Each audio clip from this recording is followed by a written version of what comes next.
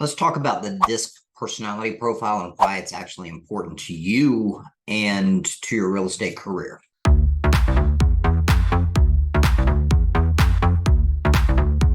And it's two main things. One, it identifies what you should be doing in a lead generation term. And what I mean by that is most of the time in real estate, we're always taught to throw a bunch of crap against the wall and see what sticks. The challenge is that leads to the 85% failure rate in real estate, along with, of course, looking at the activities, which is why we do DPA. And these two things are really intertwined very, very closely. If we find the things that will work for us, and what I mean by that is if you've got different personality profiles, you're going to find that different people want to do different things. It's why you hang out with people that are like you, right?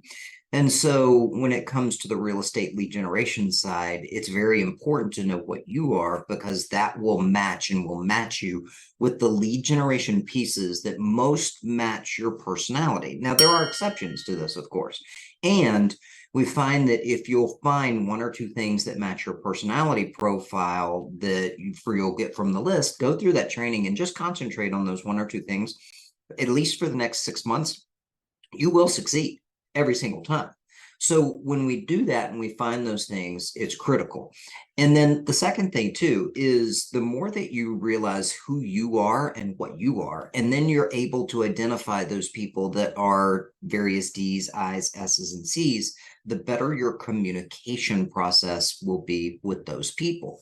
So this is a big part of why we integrate this DISC personality profile process. And there are a lot of different personality profile processes out there, right? But the DISC is really easy because you know which one's which, and you can really read which one is which when you are talking to various different people. And so go through this process, and we're going to go a little bit more into detail on what defines each person and also how to communicate with each person as well. And we'll dive into that too. But that's why we want to do it. Remember, let me give you the elevator pitch for the D, the I, the S, and the C. You've probably and hopefully already gone through and done your profile. If you haven't, go do that so that you can get it done and you know what you are. But remember, you have a D, an I, an S, and a C that walk into an elevator.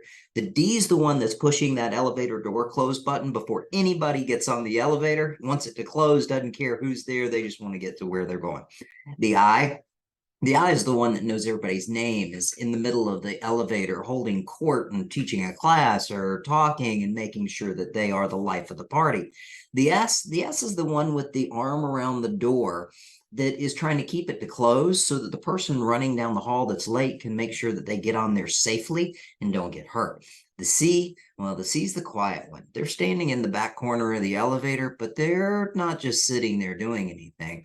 They're actually evaluating everybody's weight that's getting on the elevator and looking at that in coordination with the capacity of the elevator to make sure it's going to get to the top.